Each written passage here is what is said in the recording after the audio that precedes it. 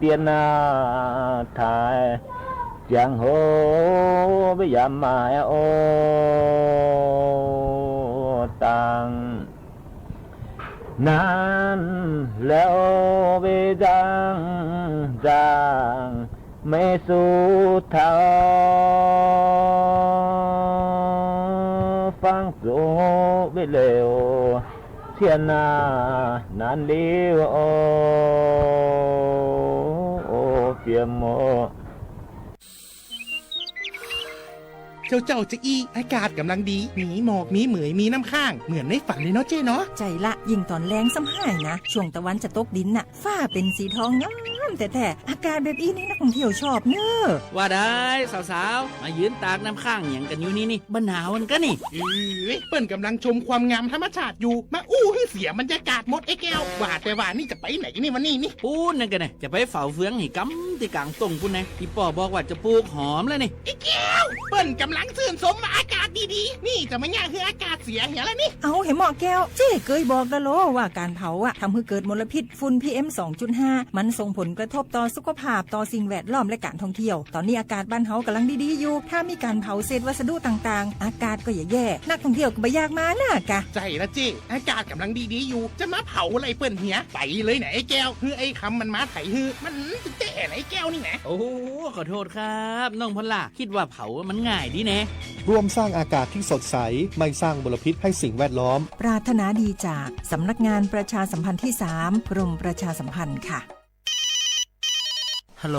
สวัสดีครับสวัสดีค่ะจากไหนครับคุณคือผู้โชคดีที่ได้รับเงินสด1 ล้านบาทแต่ต้องโอนค่าธรรมเนียมมาก่อน 5,000 บาทนะคะหลังจากนั้นทางเราจะทำการโอนเงินกลับไปให้ค่ะจริงเหรอครับงั้นเดี๋ยวผมโอนค่าธรรมเนียมไปให้นะครับขอเลขบัญชีด้วยครับได้ค่ะคุณโชคดีมากนะคะรีบโอนค่าธรรมเนียมมาก่อนได้เลยค่ะหยุดก่อนนายจะเชื่อจริงๆหรอนี่มันหลอกกันชัดๆเลยฮะจริงเหรอหลอกยังไงอะนั่นสิเธอลองคิดดูสิว่าเราจะได้รับเงินล้านจากอะไรล่ะในเมื่อไม่ได้ไปเสี่ยงโชคหรือลุ้นรางวัลอะไรเลยจำไว้ไม่มีใครให้เงินเราฟรีๆโดยที่เราไม่รู้ตัวหรอกนะแถมยังให้โอนค่าธรรมเนียมไปให้ก่อนอีก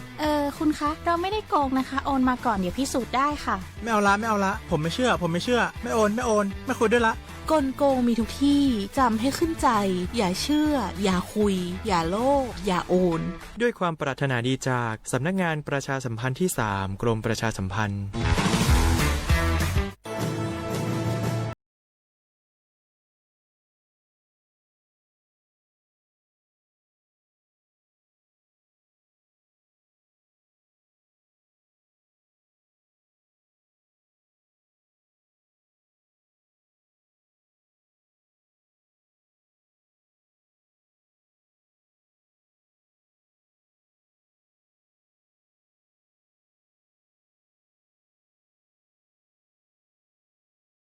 ได้ความลับผู้อื่นนำความลับหรือภาพลับผู้อื่นมาเปิดเผยผ่านออนไลน์หลอกลวง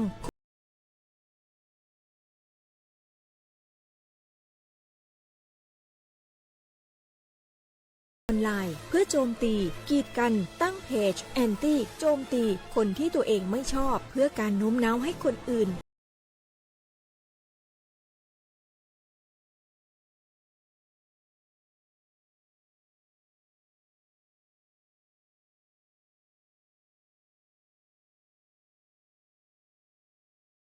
ปรารถนาดีจากสำนักงานประชาสัมพันธ์ที่ 3 กรมประชาสัมพันธ์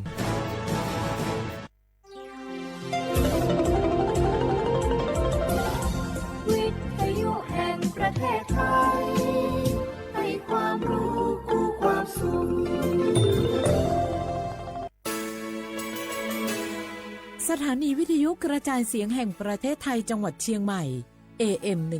1476 กิโลเฮิรตซ์สถานีวิทยุภาคภาษาชาติพันธุ์แห่งเดียวในประเทศไทยที่มีความทันสมัยเชื่อถือได้สร้างอัตลักษณ์กลุ่มชาติพันธุ์สู่สากล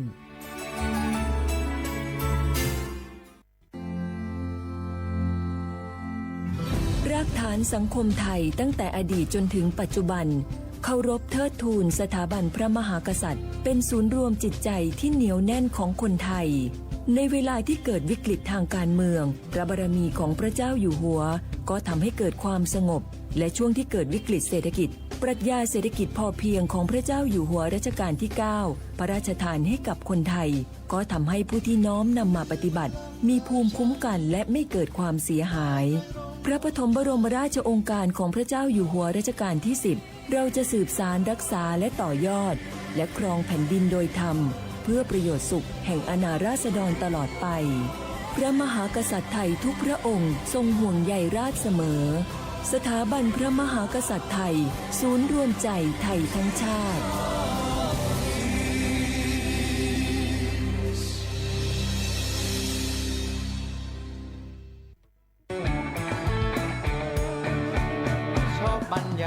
มาพี่ชนแม่วันนี้ปาร์ตี้กันให้สุดๆกันไปเลย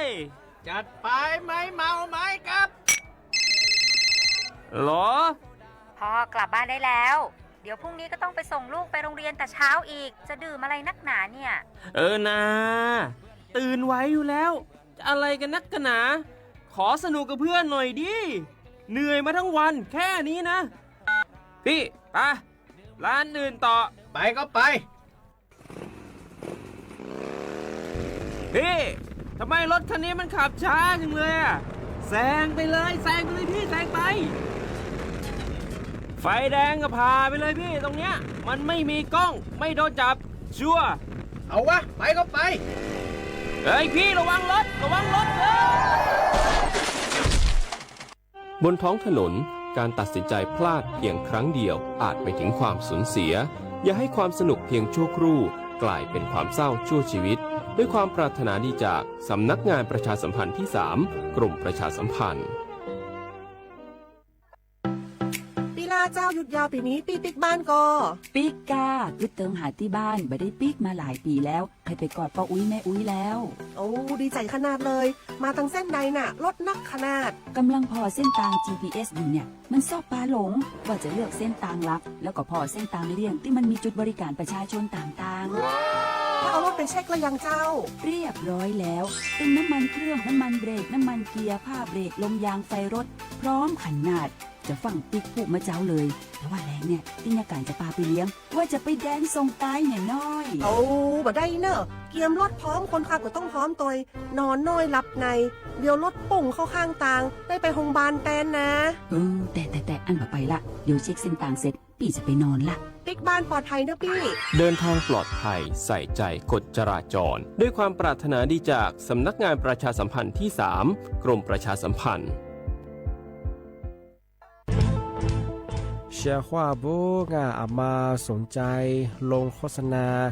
ทาสถานีวิทยุกระจายเสียงแห่งประเทศไทยจังหวัดเชียงใหม่เอาสถานีวิทยุของบัญญัติยี่เสียคือคือเสืออาทิเยยี่สัญญาว่าคือหุยยาคือยิบเป้งาเที่ยวพื้นที่จังหวัดเชียงใหม่ยังอาทิปัญญามาสนใจลงโฆษณาช่องของบัญญัติติดต่อที่สวทเชียงใหม่ยิบเบอร์โทรบัญญัติคือ053-276-0685อาทิเย0922468579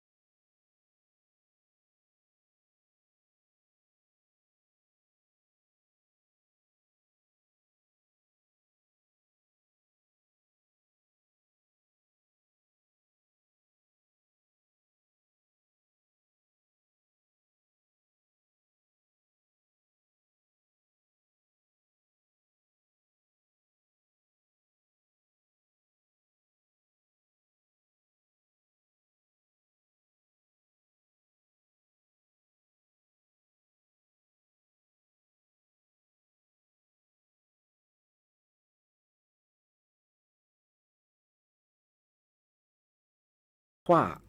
นี่แน่โฉโมฮวานีเจนโมงอาวลิซุงโอโดซึฮวาไปแล้วอาวลิซุงโอปากกาโกโงปัญญาทาจิ้มหมายสถานีวิทยุกระจายเสียงแห่งประเทศไทยจังหวัดเชียงใหม่ยืมมือฉะยีระบบด้วยความถี่โงเป็นยัง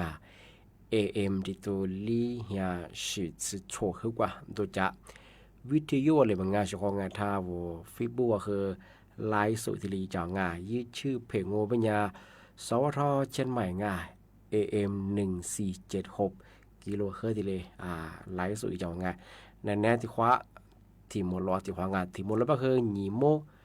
ชนะที่คว้าညီ3โมงที่นี่มาคือညီคว้าดงงอาทิตย์เป็นยาวเชื่อว่าถ้าฟิบัวงมาหมวมันยังไงจุดแพงว่าညီซาညီมาอาโกอาจิอาเวโซอาปาระคือไงညီเก่งมาฟิบัวกันยาสุบะยละคือรายการริสงจอมาคืออาทิตย์สิเจง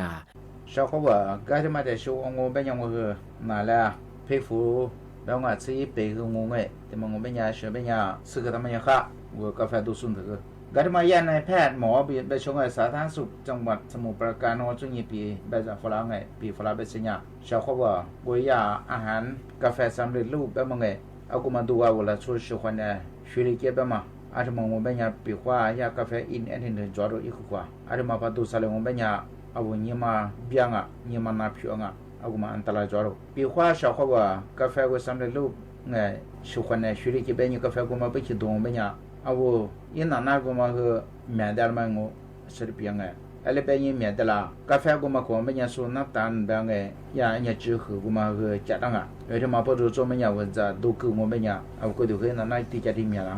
ไอ้สิ่งที่จะมาเป็นอย่างที่ยาไซบูทรามินอะไรแบบมันก็จะได้รู้อะไรมาเป็นอย่างวูดูนังไอ้สิ่งนั่งหุกะไอ้ใต้มือมันไอ้สิ่งความดันโลหิตสูงอะไรเป็นอย่างนี้มันน่าผิวจะได้เป็นไงไอ้เป็นอย่างกาแฟนี่ตัวดูสูมาเป็นไงแต่ยังเป็นอย่างกาแฟที่มาดูข้าเป็นมาดีจะชัวปีกว่ามาพัดดวงเป็นอย่างอันตรายว่างเป็นไงการที่มาพัดดูจะเป็นอย่างเฉพาะมาคืออย่างไอ้ที่มาสมุนยังมาได้รู้ที่ยากาแฟสำเร็จรูปที่จะจ้างไงสุดยอดมากแล้วเฉพาะว่าไม่ใช่แบบว่ากาแฟแบบจะตัวมีว่าแบบไงส่วนยี่ตัวที่ถูกจัดตั้งของเป็นอย่างภาษาของเป็นอย่างส่วนแล้วจำที่แบบกฎหมายแล้วก็ชุนงส่วนแบบไงใช่ไหมเนี่ยส่วนผสมเนี่ยนี่คุยนี่มันแบบคนจะไปช่วยจ้างสิ่งสักคุยเนี่ยสามแบบคนจะช่วยจ้างปีกว่าเอาโฆษณายังไงมาคือใครเนี่ยจุลปียาที่ข้ากูข้าด้วยที่โฆษณายังเป็นอย่างมาคือใครที่โฆษณาเนี่ยแต่มันก็ชุนงส่วนปียาสิ่งนี้ที่มาได้ช่วยคือที่จึงชอบเขาว่าที่มันงงเป็นยังไม่ซาเอาเวลาชูมูฟูกินช่วงเป็นยังที่มันคืออะไรเนี่ยมันก็มุกี้แบบมันไงชอบเขาว่าสุดยอดที่แบบไงไม่ซาว่าคุยดีช่วยเนี่ยงงเป็นยังว่าจะพูดดูสุยุกุชิสุกุนถึงงงเป็นยังเอาว่าชิจมาเบียงชิจมาเบียงงงเป็นยังที่วันนี้ช่วยเนี่ยที่มันมาเลี้ยไปยังมูสาวไงอะไรแบบไงที่วันเป็นยังว่าคุยดีว่าดูว่าชิจะก็ตั้งแต่ที่มันก็จุดที่แบบมันเลี้ยกูมันงงเป็นยังที่ยาอันนู้นมันอิสระที่แบบมันยังอีปัญหาดมาอากุนเถอะแบบมันยาชิมิชิเซอร์มาข้าชาวกุฎเดียวรูดามังอันที่มันยาวุจากัวอาวุชุขวัญฟูดุงวิตามินอีใช่วิตามินซีใช่ยาเบต้าแคโรทีนอันนี้เถอะอันที่มันแบบวุชุขวัญและเย่ฟูดุงชุขวัญฟูชุขวัญที่มันแรงอันที่เราจะยิมูฟ้าใช่บ้างก็ชาวเขาว่าอามาสยานับพัฒนาการกูเนี่ยสนิมจะกูจะตัวจะกูเตชัวสู้ชิญบุฟลามังสู้กูนี่สิญฟลามาสู้ตัวนี้งูเบียก็กูจะตัวมีอะไรมามีอะไรจะรู้อันเป็นไงก็ยาวิตามินซีแบบมันงูเบียก็สู้เบียอันนู้นอิสระอันที่ถึงแล้วก็ดูก็ดูไงอันที่มันงูเบียอันมีอะไรจะรู้สิ่งเดียวปีกว่ายาสิ่งกูมาเวมักกะสไอ้สิ่งยางอสยาสตรอเบอรี่ไอ้สิ่งยามาอุสส้มโอแบบมันไอ้สิ่งยาพุทราไอ้สิ่งยาก็มาซาพุสมะละกออันนี้สิ่งยาลูกพลับไอ้สิ่งยาก็ยามะขามที่เธอแบบมันยาชิมิสึไงข้าศึกวิตามินซีจ้างว่าชุกคนแอบฟังใช่บ้างไอ้ที่ไม่ยาบุกดูว่ามะขามดูไอ้สิ่งนั้นดันเถอะกูมากัดดวงไงบ้างแต่สิ่งยาวิตามินอีที่มันยาลิชัวกาลิชัวปัวแบบมันอีกว่ามาวิตามินอีแบบมันงเป็นยากุยาน้ำมันพืชกุชิเลจอดาอะไรแบบน้ำมันพืชและจุรังน้ำมันพืชแบบมันยามีอะไรจ้างชาวเขาบอกคือมีมันยาเป็นยาที่ยาเวจานาจูวันนี้ชาดามันน้ำมันพืช是年ที่ยาอาบัสเวควายเนี่ย吃ตามังไงน้ำมันพืช是年ก็ยาจะเผื่อแล้วจุนี่吃ตามาด是年อันโนชิแล้ว吃ตามังไงอาทิตย์ถึง我们ยาวิตามินอีแบบมาหยางแบบไง是年แต่是ยาวิตามินเบต้าแคโรทีนแบบมา我们消化ว่าที่มาก็ยาอนุมูลอิสระละกาดุงะเบต้าแคโรทีนมาอาวุก็ดูว่าสุขภาพจะประจองเป็นยาสุทธิยาอนุมูลอิสระนี่เถอะอาวุก็ดูว่าเยอะตัวดีมารังไงอาวุจาก็ตาคืออาวุก็吃豆腐光啊，阿里边个，个一天天子嘛，你别人消化哇，啊，我面食出来就挂了，阿里边个消化哇，阿妈天天子嘛，面食来进下，消化呢来进上么样个，个说别白些年个ผลไม้อาทิตย์ชิๆรวมไงอีสิ่งไงชิๆมาที่มันแบบที่ยาสื่อมาว่าสื่อมาเชื่อมาโอสุดที่จะไปชงไงไอ้สิ่งอยู่เพียงนิดชีอันที่ถึงมีเมียและไอ้ที่ถึงเลยมีเมียจังอ่ะเป็นไงเอาว่าจะตัวมาให้ที่ถึงมีเมียจัดหรอกก็ชาวเขาว่าจะจบเป็นยังเอาว่าจะกูดูว่าไอ้ประโยชน์จะมาจากตั้งว่าเป็นยังเอาว่าชุกคนนั้นแหละก็ว่ามาข้าศึกจะก็ว่าเป็นยังเอาว่าชุกคนนั้นที่มันคือมูซาไอ้ที่ยาไอ้นี่ชาวเขาว่าว่าคือนั่นแหละที่สุดที่สุดเลย我们讲我离或者多ก็每次人家小伙我或者啥ไง我那边ที่ยาแอปเปิลสีเขียวไงแอปเปิลเขียวประมาณกี่สิยา说过มะกาสึงบาสิยาแคนตาลูปไอ้ที่เถอะแต่ละยี่小伙我แต่หู个人ไงที่แบบมัน我们เนี่ยที่อะไรที่เบื่อไอ้สื่อแต่มา讲เป็นยังไอ้ที่我们เนี่ย也ที่หือมูหือยังไง我别人查大家个人อะไรนี่สลิดกูไอ้ที่นี่ที่นี่ตัวไอ้ที่ยังเป็นยังเห็นชีกับพ่อที่มาข้าลายังไงเมียสื่อจุยข้าลาเนี่ยอยู่ตัวคือข้าลาซื่อข้าลาสุขเนี่ยแรงอ่ะสวัสดีเป็นไงเอาก็ดีนี่วิ่งมีกูมาซื้อมาคือข้าดูชาวเขาบอกสวัสดีเป็นไงเดี๋ยวเป็นยังชาวเขาบอกอามามูยี่ฟงเป็นยังแรงยิ่งชาวเป็นยังใจยิ่งไง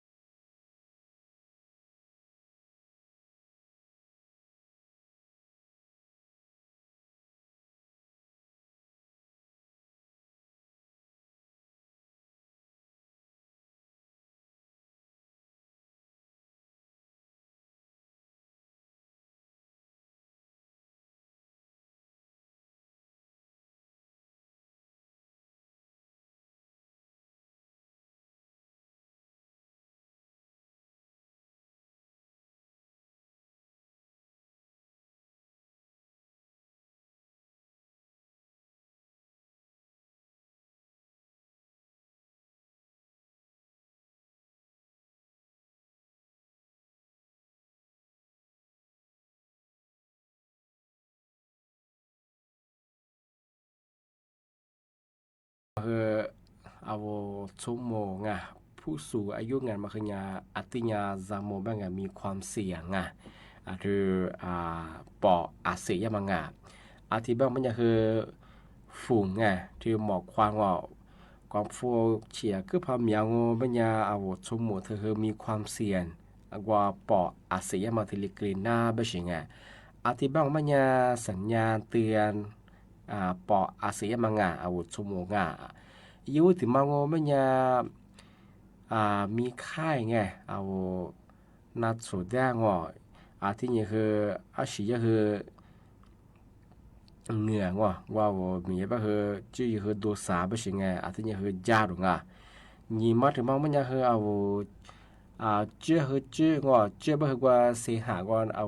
นักจิตข้อที่มาคือจัวบสิเอาลิเบวังที่ถึงมังมันยังคือเอาพักเจ้าแบบคือว่าโอมือคือเจ็ดหน้าอกโอมือคือหนาที่นี่คือเอาขนาดหายใจว่าชาหาคือ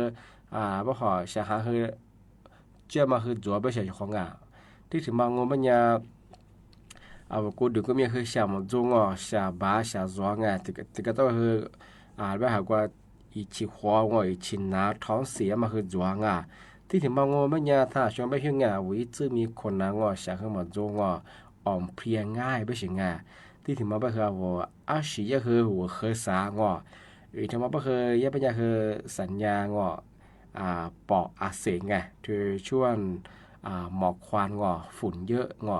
ความฝุ่นเฉียดขึ้นเพียงมาคือสมุดไปมาคืออติญาเราวางว่าไปถึงผู้สูงอายุ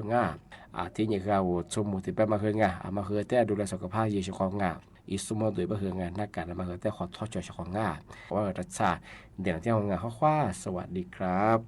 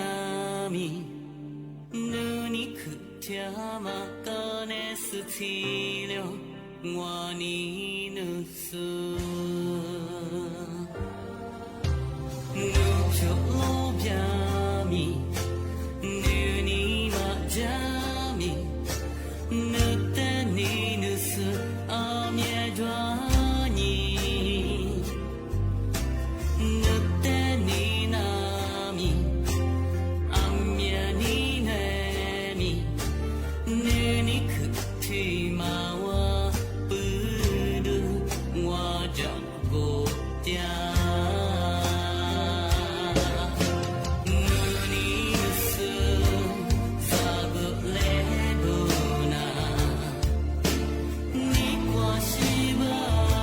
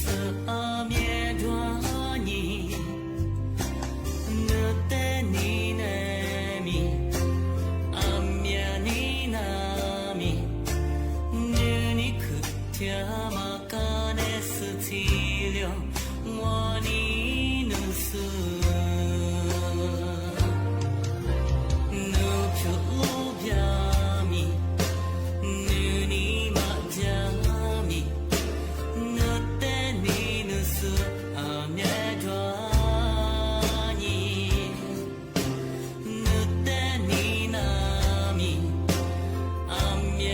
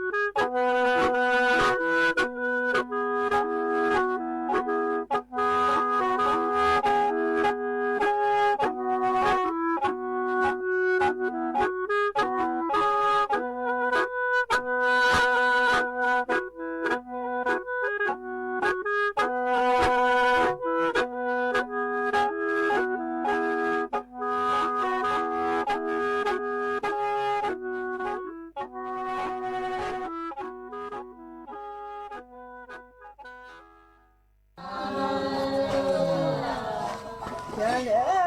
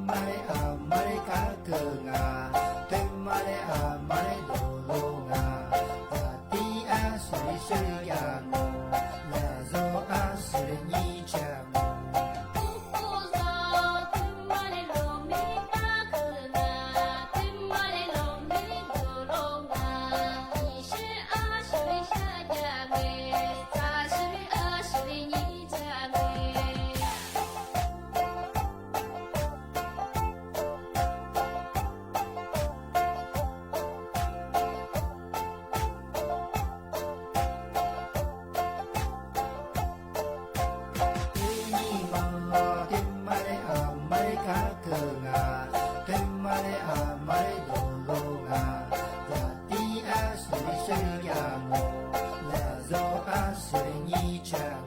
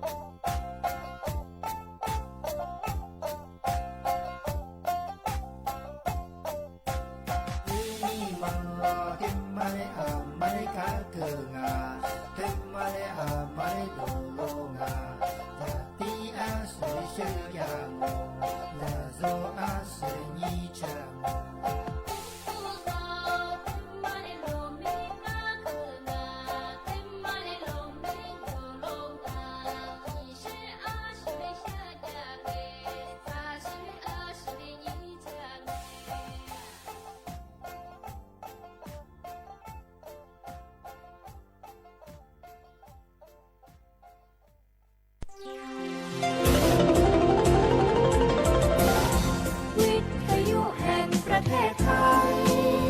ให้ความรู้คู่ความสุข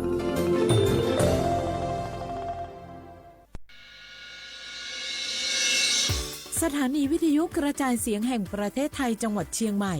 AM 1476 กิโลเฮิรตซ์สถานีวิทยุภาคภาษาชาติพันธุ์แห่งเดียวในประเทศไทยที่มีความทันสมัยเชื่อถือได้สร้างอัตลักษณ์กลุ่มชาติพันธุ์สู่สากล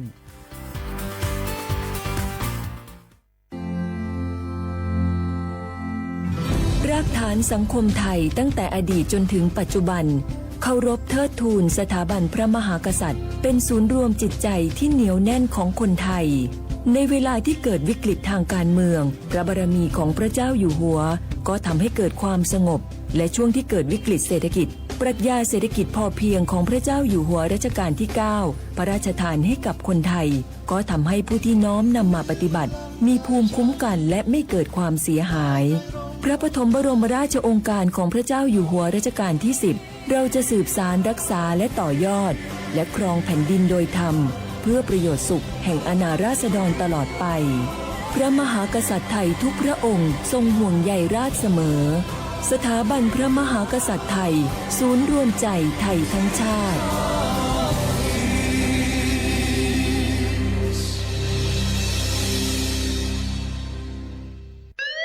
คุณผู้ฟังคะทุกวันนี้มิจฉาชีพมาในรูปแบบใหม่ๆมากมายที่เราอาจคาดไม่ถึงผมเนี่ยก็เคยโดนมิจฉาชีพโทรมาบอกว่าเป็นเพื่อนสนิทแล้วขอยืมเงินโชคดีนะที่เพื่อนคนนั้นอยู่ด้วยกันกับผมเลยรอดหนูก็เพิ่งโดนโทรมาบอกว่าเป็นตำรวจบอกว่าหนูมีคดีเกี่ยวข้องกับยาเสพติดแล้วก็ต้องโอนเงินไปเพื่อเคลียร์คดีโชคดีที่ตั้งสติแล้วก็ตรวจสอบก่อนไม่อย่างนั้นเงินเก็บหนูคงหายหมดแน่ๆเลยหากมีคนอ้างว่าเป็นเจ้าหน้าที่หรือให้โอนเงินอย่ารีบเชื่อต้องตรวจสอบข้อมูลกับหน่วยงานโดยตรงห้ามโอนเงินหรือให้ข้อมูลส่วนตัวเด็ดขาดและอย่าลืมนะคะว่าถ้าหากพบข้อความหรือโทรศัพท์แปลกๆให้แจ้งเจ้าหน้าที่ที่สายด่วน191หรือ1599เพื่อช่วยกันป้องกันและหยุดยั้งมิจฉาชีพค่ะร่วมด้วยช่วยกันเฝ้าระวังภัยรู้ทันมิจฉาชีพเพื่อความปลอดภัยของทุกคนด้วยความปรารถนาดีจากสำนักงานประชาสัมพันธ์ที่ 3 กรมประชาสัมพันธ์มันนักขนาดนั้นเลยกับพอลล่าพอลองพอหรอปะเจือหลังหลันแต่ปะดีมาอดมาโอยหน่อยเจ้ลองจามพลมานักแต่เอาพอลล่าเนี่ยเฮาล่ะบ่หู้ตัวพองกะเจ้อย่าไปลืมเนอะวันจันทร์เปิ้นขึ้นไปตรวจสุขภาพงดเข้างดน้ำหลัง2 ทุ่มเนอะโอ้เกือบลืมเหมือนกันนะกะดีเหมือนกันนะหูนี่รู้สึกปวดหลังปวดไหล่จะให้หมอเปิ้นจับเส้นสักกังว่าแต่ว่าแก้วมันจะไปก็หาน้องขี่มันไปล่ะปีที่แล้วอิดออดถ้าปีนี้บ่ไปจะด่าสกำเหรอเดี๋ยวเป็นนั่นเป็นนี่กินข้าวกับก่อยตรงเวลาคือหมอสั่งถ้าจะเจือพ่องแล้วกับวันนี้มันไปไหนนี่บ่เดียวนี่ปุ่นน่ะน้องฮือมันไปห้องเจ้ามูไม่ยกของปุ่นน่ะตากันมาปุ่นล่ะไปลีกฮือมูที่เพิ่นแข็งแรงจัดการคนเฮาคนเถิบอย่างเจ้นี่ลีกนี่พอมันหาแล้วกันเนี่ยกายพร้อมใจพร้อมเพื่อสุขภาพที่ดีปรารถนาดีจากสำนักงานประชาสัมพันธ์ที่ 3 กรมประชาสัมพันธ์ค่ะ ครั้งที่ใช้สิทธิบัตรทองหรือบัตร30 บาทอย่าลืมพกบัตรประชาชนเพื่อยืนยันการใช้สิทธิไม่ว่าจะไปรักษารับบริการป้องกันโรคหรือบริการอื่นๆสำหรับเด็กเล็กที่ยังไม่มีบัตรประชาชนใช้ใบเกิดแสดงคู่กับบัตรประชาชนของผู้ปกครองง่ายสะดวกรักษาได้ทันทีสอบถามเพิ่มเติมได้ที่สายด่วนสปสช1330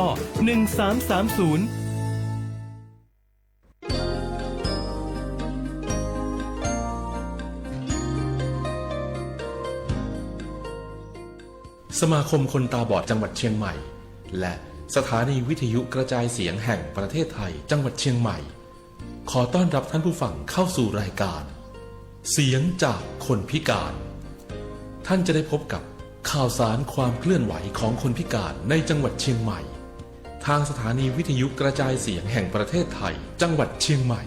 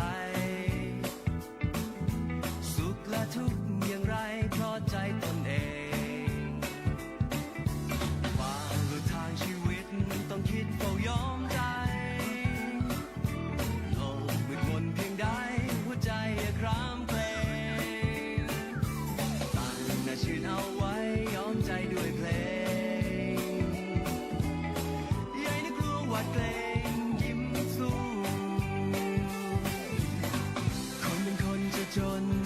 หรือมีรายดูดีคงมีหวังอยู่อย่ามุ่งมั่นมาพาลบหลู่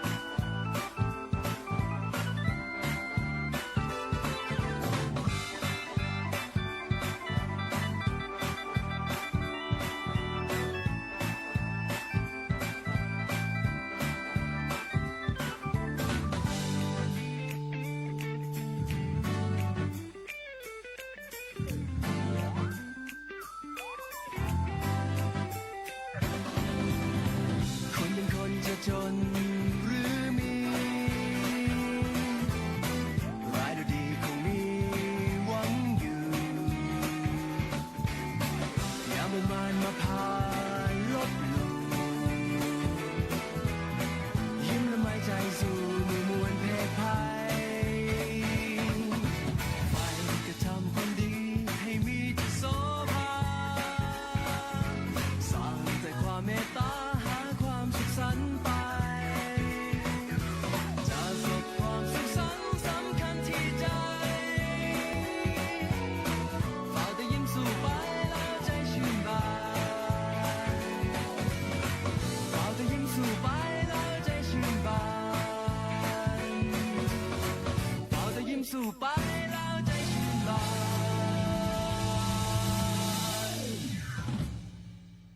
สวัสดีครับคุณผู้ฟังขอต้อนรับคุณผู้ฟังเข้าสู่รายการเสียงจากคนพิการโดยสมาคมคนตาบอดจังหวัดเชียงใหม่พบปะกันเป็นประจำนะครับทางสปทเชียงใหม่ สถานีวิทยุกระจายเสียงแห่งประเทศไทยสำนักประชาสัมพันธ์ที่ 3 กรมประชาสัมพันธ์นะครับวันนี้มีผมพารายกรคำเดชในฐานะของกรรมการบริหารสมาคมคนตาบอดจังหวัดเชียงใหม่มาอยู่ดูแลคุณผู้ฟังเหมือนเช่นกุติดนะครับก็รายการของเรานะครับก็จะมีคนสับเปลี่ยนหมุนเวียนกันมาเจอกับคุณผู้ฟังนะครับก็จะมีผมแล้วก็ทีมงานจะเป็นน้องธเนศนะครับซึ่งเป็นฝ่ายประชาสัมพันธ์ของสมาคมคนตาบอดจังหวัดเชียงใหม่นะครับรายการของเราคุณผู้ฟังสามารถรับฟังได้ทุกวันเสาร์นะครับเวลาตั้งแต่ 10:10 น.จนถึง 11 โมงเป็นทางสวทเชียงใหม่นะครับ3คลื่นความถี่ที่นำรายการออกอากาศนะครับเพราะจะเป็นตั้ง FM 93.25 เมกะเฮิรตซ์นะครับสวทเชียงใหม่อันนี้ก็เป็นระบบ FM นะครับแล้วก็แหมคลื่นหนึ่งนะครับระบบ FM 98.0 เมกะเฮิรตซ์นะครับก็เป็น2คลื่นในระบบ FM แล้วก็ยังสามารถรับฟังได้ผ่านทาง AM 639 กิโลเฮิรตซ์นะครับก็สำหรับผู้ฟังที่สะดวกฟังในระบบ AM ซึ่งสัญญาณส่งได้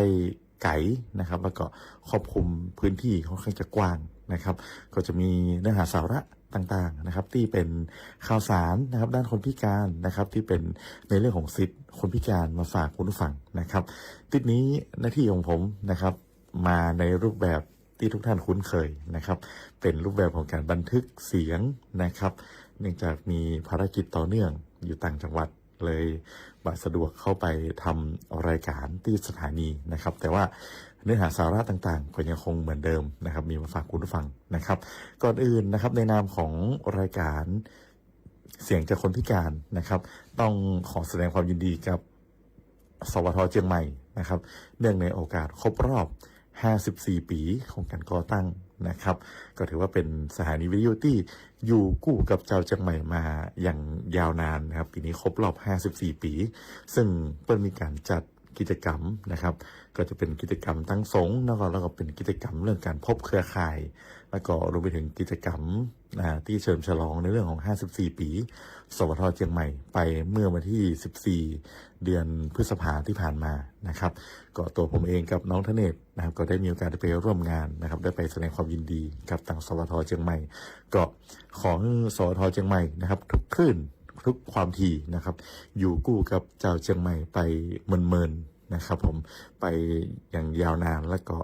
ผลิตในเรื่องของสาระนะครับข่าวสารความรู้นะครับที่เป็นประโยชน์กับคุณผู้ฟังและก็หวังว่าคุณผู้ฟังก็ยังคงจะติดตามนะครับสวทเชียงใหม่ของเราอย่างต่อเนื่องนะครับเพื่อ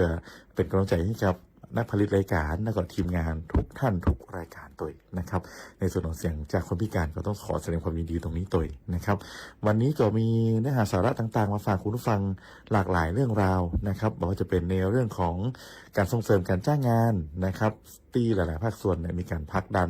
ในเรื่องของการจ้างงานนะครับเดี๋ยวเราจะได้มาอู้รายละเอียดคร่าวๆกัน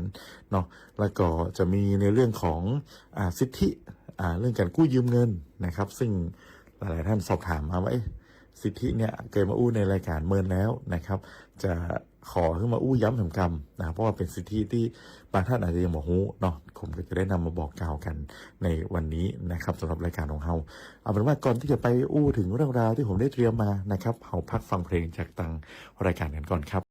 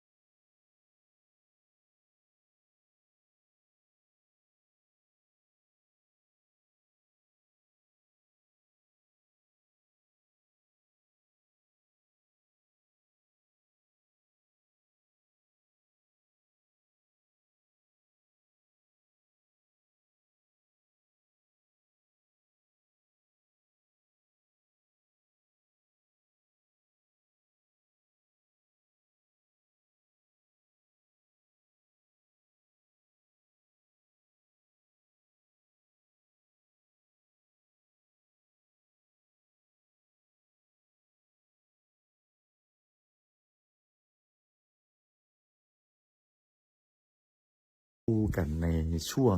ต่อไปของรายการเสียงจากคนพิการนะครับในช่วงนี้กลางเดือนพฤษภานะครับเป็นช่วงที่วันเวลาผ่านไปค่อนข้างเวเนาะเป็นเผยกำเดียวเนี่ยเข้าสู่ที่3ของเดือนพฤษภาแล้วนะครับก็ถือว่าในส่วนของฤดูกาลบ้านเฮานะครับก็มีการผัดเปลี่ยนเนาะตั้งแต่วันที่15เดือนพฤษภาที่ผ่านมาเนี่ยทางกรมอุตุเปิ้นก็ได้ประกาศนะครับเข้าสู่ฤดูฝนยังเป็นทางการแล้วนะครับแต่ว่าถ้าเราสังเกตนะครับคุณฟังตั้งแต่ช่วงก่อนสงกรานต์นะครับตั้งแต่ก่อนสงกรานต์เนี่ยก็จะมีฟ้าฝนตกลงมาอย่างต่อเนื่องเนาะบ้านเฮานะครับแล้วก็ปีนี้เนี่ยฝนตกค่อนข้างที่จะหนักนะครับแล้วก็ตกอย่างมีน้ำเยอะนะครับพอสมควรนะครับจะสังเกตได้ว่าตั้งแต่ต้นเดือนพฤษภามาเนี่ยฝนตกแบบต่อเนื่องนะครับอย่างบางวันเนี่ยตกแบบ 2-3 วันต่อเนื่องหรือบางทีตกเทลงมาอย่างหนักนะครับเพราะฉะนั้นก็สิ่งที่เป็นผลดีก็คือลดในเรื่องของความร้อนนะครับปีนี้หลายๆคนมาบ่ร้อนเท่ากับหลายๆปีนะครับแต่ว่าสิ่งที่ต้องลุ้นเนี่ยก็คือในเรื่องของน้ำเนาะว่าน้ำมาเยอะแล้วก็มาไวเนี่ยฝนตกหนักก็ต้องมาลุ้นกันนะครับก็หมู่เฮานะครับคุณผู้ฟังก็ต้องติดตามนะครับการพยากรณ์อากาศอย่างใกล้ชิดจากตามกรมอุตุนะครับซึ่งเปิ้นเป็นหน่วยงานที่เปิ้นดูแลเกี่ยวข้องนะครับเพราะปัจจุบันนี้เราจะเห็นได้ว่าบางทีเราไปดูจากสื่อออนไลน์เนาะที่มีการแชร์ต่างในช่องทางต่างๆเนี่ยบางทีมันก็น่าเชื่อถือพ่องมันน่าเชื่อถือพ่องนะครับเราก็ต้องติดตามจากแหล่งข่าวที่เชื่อถือได้ก็คือทางกรมอุตุนิยมวิทยาซึ่ง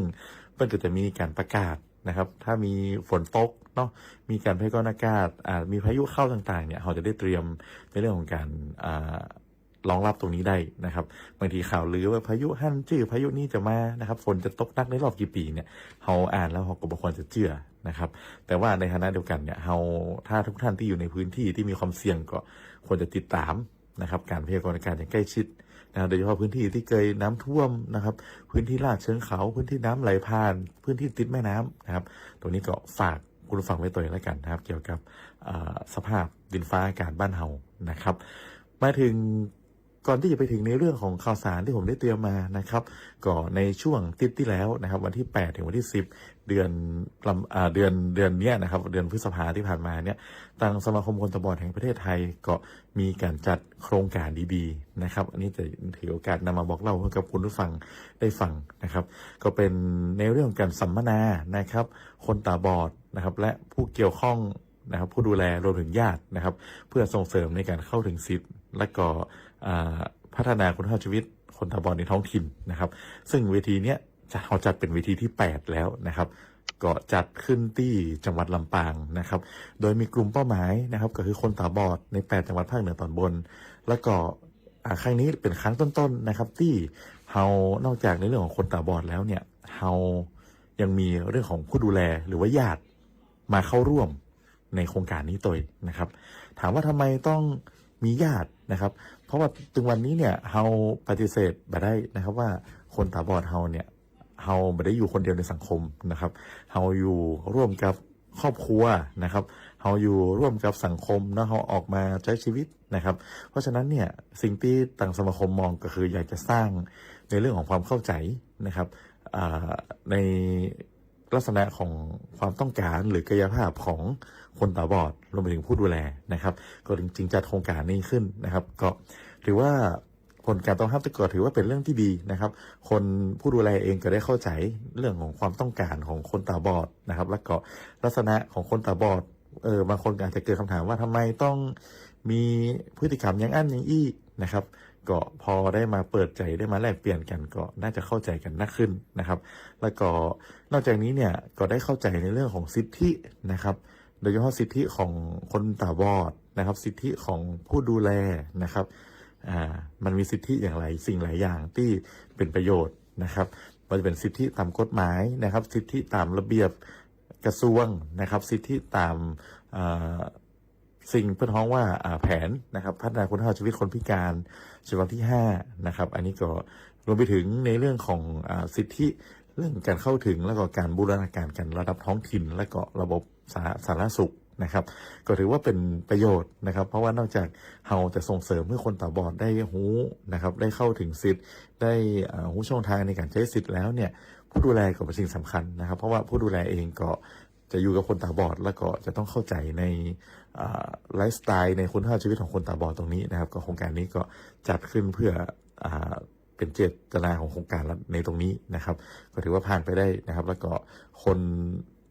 ที่มาเข้าร่วมนะครับเป็นคนตาบอดแล้วก็ผู้ดูแลเนี่ยก็เข้าใจในเรื่องตรงนี้นะครับเข้าใจในกันและกันแล้วก็อยู่ร่วมกันได้อย่างมีความสุขนะครับอันนี้ก็ผ่านไปได้ด้วยความเรียบร้อยนะครับทีนี้มาอู้กันต่อนะครับคุณผู้ฟังในเรื่องของการส่งเสริมการจ้างงานนะครับแน่นอนนะครับคุณผู้ฟังการจ้างงานเนี่ยมันเป็นปัญหาว่าสิ่งที่เป็นสิทธิขั้นพื้นฐานแล้วก็เป็นนโยบายถ้าเป็นภาษาต่าง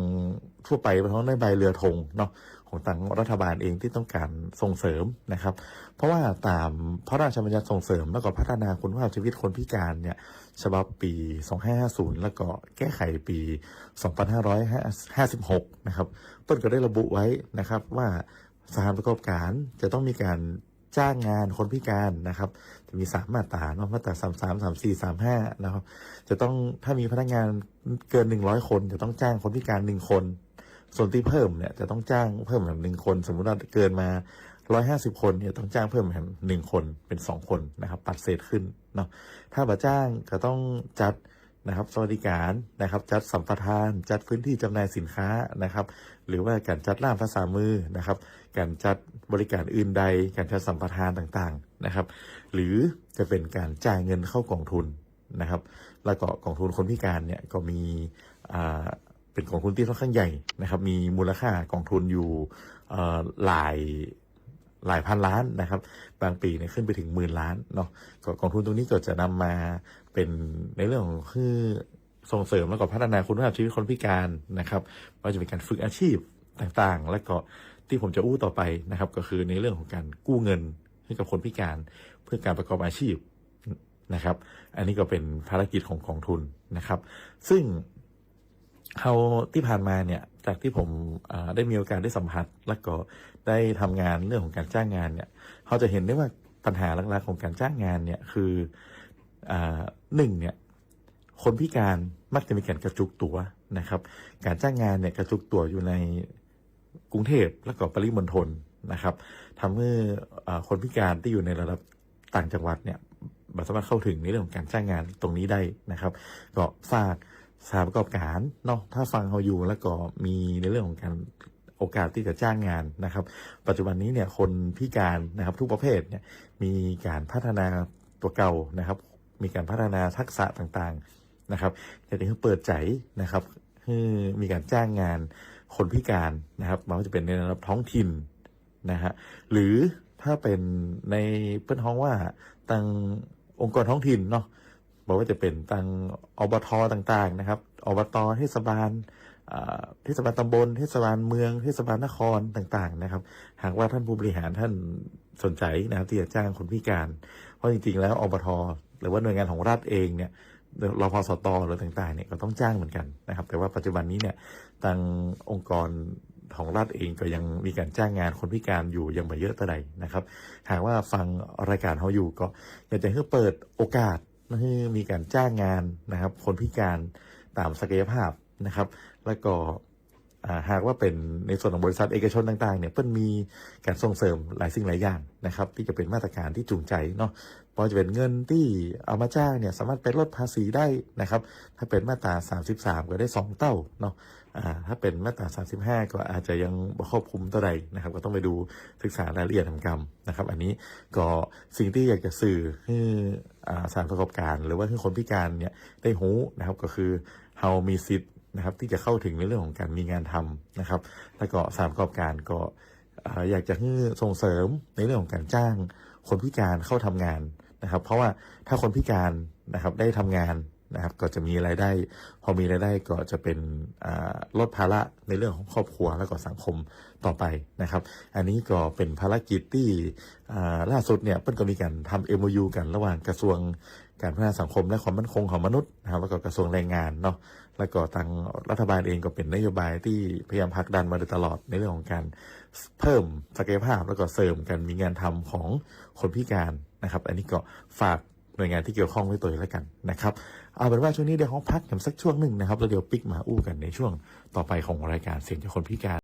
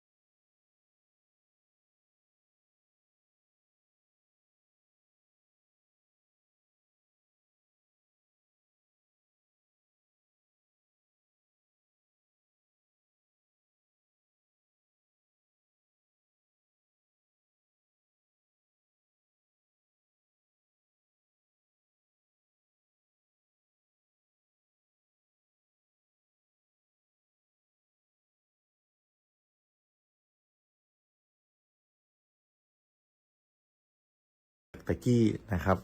ในเรื่องของการเข้าถึงอาชีพนะครับเหมือนกันเนาะแต่ว่าตะกี้เนี่ยเป็นในเรื่องของการมีงานทำนะครับนั่นก็คือคนพิการเนี่ยไปทำงานนะครับในสถานประกอบการนะครับหรือว่าคนพิการไปทำงานในองค์กรท้องถิ่นในหน่วยงานของรัฐต่างๆนะครับแห่งสวัสดิการหนึ่งนะครับที่มีนะครับแล้วก็ส่งเสริมให้คนพิการเข้าถึงอาชีพนะครับนั่นก็คือกองทุนกู้ยืมเพื่อการประกอบอาชีพนะครับสำหรับคนพิการกองทุนจริงๆเนี่ยถ้าเป็นในส่วนของกระทรวงการพัฒนาสังคมเนี่ยเพิ่นก็มีหลายนะครับ หน่วยงานเนาะอย่างที่ผมได้ยินเนี่ยยังของทุนผู้สูงอายุก็มีนะครับส่งเสริมให้ผู้สูงอายุเนี่ยเข้าถึงการประกอบอาชีพเนาะอันเนี้ยเดี๋ยวอาจจะต้องไปหาข้อมูลมาเล่าให้กับคุณผู้ฟังได้ฟังนะครับแต่ว่าในส่วนที่เราดูแลอยู่นะครับเป็นกองทุนส่งเสริมและก็พัฒนาคุณภาพชีวิตคนพิการนะครับเป็นการเสริมให้คนพิการเนี่ยได้กู้ยืมเงินนะครับเพื่อการประกอบอาชีพนะครับซึ่งเป็นกองทุนบากีกองทุนนะครับคุณผู้ฟังที่ให้คนพิการหรือว่าให้ผู้ที่มีสิทธิ์เนี่ยกู้ยืมเงินนะครับแล้วบ่มีดอกเบี้ยนะครับสิ่งนี้เนี่ยกองทุนนี้นะครับคนที่สามารถใช้สิทธิ์ได้นะครับก็คือคนพิการนะครับแล้วก็ผู้ดูแลหลังบัตรก็ได้นะครับผู้ดูแลแต่ว่าจะต้องมีชื่อในผู้ดูแลหลังบัตรนะครับไม่ใช่ว่าผมอยากจะให้คนนั้นคนนี้ไปเป็นผู้ดูแลมาได้นะครับคือผู้ดูแลเนี่ยเพื่อจะมีระเบียบซึ่งผมเคยนำมาบอกในรายการแล้วนะครับผู้ดูแลเนี่ยเพื่อจะมีว่ามีความสัมพันธ์กับคนพิการอย่างใดนะครับซึ่งอาจจะอยู่บ้านเดียวกันเป็นญาติกันเป็นพี่น้องกันต่างๆนะครับมีต้องมีความสัมพันธ์กันนะครับเพราะว่าสิทธิประโยชน์ของผู้ดูแลเนี่ยมันก็จะมีส่วนหนึ่งนะครับที่ผู้ดูแลสามารถใช้ได้นะครับเดี๋ยวถ้ามีโอกาสผมจะนำมาบอกเล่าในรายการต่อไปนะครับในส่วนตรงนี้เนี่ยผู้ที่มีสิทธิ์จะกู้นะครับก็คือคนพิการแล้วก็ผู้ดูแลนะครับซึ่งวัตถุประสงค์นะครับของกองทุนนะครับก็ชัดเจนนะครับอย่างที่ผมได้บอกให้คุณผู้ฟังได้ฟังไปนะครับว่ากองทุนนี้นะครับมีไว้เพื่อให้คนพิการกู้ยืมเพื่อการประกอบอาชีพนะครับเพราะฉะนั้นเนี่ยมาถ้าเราเป็นเงินคนพิการกู้จะกู้ไหมอย่างก็ได้หรือเปล่ามาใจนะครับเป็นกองทุนให้คนพิการกู้เพื่อมาประกอบอาชีพนะครับเพราะฉะนั้นคุณผู้ฟังที่ฟังรายการอยู่ถ้าเป็นคนพิการแล้วก็อาจจะฝึกอาชีพนะครับหรืออาจจะมีอาชีพแล้วก็ต้องการเสริมนะครับเพื่ออาชีพเนี่ยมันมีการให้มันมีสภาพคล่องที่มันดีขึ้นแล้วก็มีการพัฒนาปรับปรุงนะครับสิ่งต่างๆที่เกี่ยวข้องกับอาชีพเนี่ยก็สามารถยื่นกู้กองทุนนี้ได้นะครับโดยที่กองทุนเนี่ยเพื่อจะให้กู้นะครับมันจะมีอยู่2แบบด้วยกันนะครับคือแบบเดียวแล้วก็แบบกลุ่มนะครับแบบเดียวเนี่ยเพิ่นก็กำหนดไว้บักเกิน 60,000 นะครับ 60,000 บาทต่อคนมีระยะเวลาในการชำระอยู่ที่5ปีนะครับปลอดดอกเบี้ยนะครับแล้วก็ยังสามารถขยายได้แฮมนะครับบางท่านบอก 60,000 ได้แต่อันบางทีมันอาจจะบอกพอกับการประกอบอาชีพก็สามารถขยายได้แฮมเป็น 120,000 บาทนะครับแต่ว่าการที่จะขยายกรอบวงเงินกู้เนี่ยจะต้องทำเป็นความจำเป็นเนาะเป็นประมาณการโครงการต่างๆว่าทำไมเราถึงต้องมีการขยายนะครับ 60,000 มันบอกพอเนี่ยเพราะอย่างยิ่งใดนะครับก็จะต้องมีการขยายแล้วก็นำเสนอให้ทางคณะอนุกรรมการ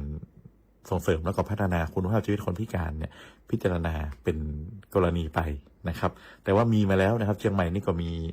หลายรายนะครับที่ผมได้นั่งพิจารณาอนุมัติไปนะครับก็ถือว่าเป็นการเสริมนะครับในเรื่องของอาชีพคนพิการตรงนี้นะครับแถมแบบนิ่งนะครับเป็นการกู้แบบกลุ่มนะครับแบบกลุ่มเนี่ยก็จะเป็นลักษณะของการกู้อาจจะรวมกลุ่มกันแล้วก็มาประกอบอาชีพนะครับที่เป็นลักษณะของอาชีพในรูปแบบของกลุ่มนะครับเป็นกลุ่มคนพิการซึ่งการกู้ยืมเนี่ยคือสามารถกู้ได้นะครับถึงได้บักเกิน1,000,000 บาทเลยนะครับแต่ว่า1,000,000 บาทเนี่ยจะต้องหาคนมากู้ในสัดส่วนที่ต่ำรายหัวหรือเป็นอนุมัติอย่างสมมติว่า 60,000 บาทเนี่ยเราก็ต้องหาคนพิการมากู้ประมาณเกือบ20 คนนะครับก็เพื่อที่จะให้มันเป็นไปตามจำนวนนี้นะครับประมาณ25 คนประมาณนี้นะครับถึงจะสามารถกู้ต้องประมาณ10 กว่าคนเนาะ10 คน 60,000 กับประมาณ 600,000 ละนะครับก็ต้องหาตรงเนี้ยมาให้มันได้ตามสัดส่วนเพราะฉะนั้นเนี่ยมีสิทธิ์แต่ว่าส่วนใหญ่เนี่ยคนพิการก็จะเลือกกู้แบบกู้เดียวนะครับทีนี้การกู้เนี่ยเพิ่นก็จะมีกระบวนการนะครับในการตรวจสอบนะครับเช่นการยื่นคำร้องนะครับเราจะต้องไปยื่นคำร้องนะครับที่ศูนย์บริการคนพิการนะครับที่สารกลางจังหวัดเชียงใหม่หรือว่าสามารถยื่นผ่านในระบบเว็บไซต์นะครับเป็นแอปนะครับสามารถเซิร์ชได้ว่าเป็นแอปเงินกู้คนพิการนะครับกู้เงินคนพิการเนาะใน Play Store แล้วก็ App Store เนี่ยขึ้นนะครับตัวนี้ก็ไปกู้ไปโหลดแอปมาได้แล้วก็ยื่นกู้ในระบบได้นะครับทีนี้เกิดสิ่งที่จะต้องมีนะครับก็คือคนค้ำนะครับในการกู้เงินเนี่ยต้องมีคนค้ำประกันนะครับซึ่งคนค้ำประกันเนี่ยเปิ้ลก็บอกว่าเป็นคนที่น่าเชื่อถือนะครับอาจจะเป็นคนที่มีอยู่เป็นแหล่งนะครับมีรายรับที่ชัดเจนเนาะเปิ้ลจะมีคะแนนของเปิ้ลนะครับหลังจากนั้นเนี่ยเปิ้ลพอยื่นกู้แล้วเนี่ยเปิ้ลก็จะมีกระบวนการในการตรวจสอบเอกสารนะครับในการตรวจสอบเคสเนาะเปิ้ลก็จะมาเยี่ยมว่าเรามีอาชีพแต่ก่อนะครับสามารถประกอบอาชีพได้แต่ก่อแล้วก็กู้ไปเนี่ยมีศักยภาพในการชำระคืนนะครับพอเปิ้ลตรวจแล้วเนี่ยเปิ้ลคิดว่าเป็นไปได้เปิ้ลก็จะยื่นให้คณะกรรมการได้พิจารณาแล้วก็ปล่อยเงินกู้ให้เขาได้กู้ตรงนี้ต่อไปนะครับซึ่งการชำระคืนก็ไม่ได้ยากนะครับเราสามารถชำระผ่านเคาน์เตอร์เซอร์วิสต่างๆหรือสามารถชำระผ่านแอปธนาคารได้นะครับก็จะมี QR Code มาให้ตรงนี้นะครับก็ถือว่าเป็นประโยชน์นะครับแล้วก็การชำระเงินเบื้องต้นเนี่ยเงินกู้เนี่ยมาเสียดอกเบี้ยเนาะอย่างที่ผมบอกนะครับการชำระเงินนะครับก็เป็นการชำระโดยที่ไม่มีแก้ธรรมเนียมตัวนะครับก็จะมีระยะเวลาในการปลอดดอกเบี้ยแล้วก็ชำระคืนอยู่ที่5 ปีนะครับตรงนี้ก็เป็นกองทุนที่น่าสนใจก็สนใจสอบถามรายละเอียดเพิ่มเติมนะครับ053-112-642นะครับ053-112-642เป็นเบอร์ของศูนย์บริการคนพิการของจังหวัดเชียงใหม่นะครับโทรไปสอบถามรายละเอียดเพิ่มเติมกันได้ถ้าอยากจะรู้นะครับแล้วก็โทรศัพท์มาสอบถามผมก็ได้นะครับหากว่ามีข้อมูลอยากจะสอบถามเพิ่มนะครับ063-991-4499นะครับ063-991-4499นะครับอันนี้ก็เป็นในเรื่องของสิทธิในเรื่องของการเข้าถึงกองทุนกู้ยืมเพื่อการประกอบอาชีพของคนพิการและก็ผู้ดูแลที่ผมนำมาฝากคุณผู้ฟังนะครับเอาเป็นว่าช่วงนี้พักกันสักช่วงนะครับเดี๋ยวมาอู้กันในช่วงสุดท้ายของรายการเสียงจากคนพิการครับ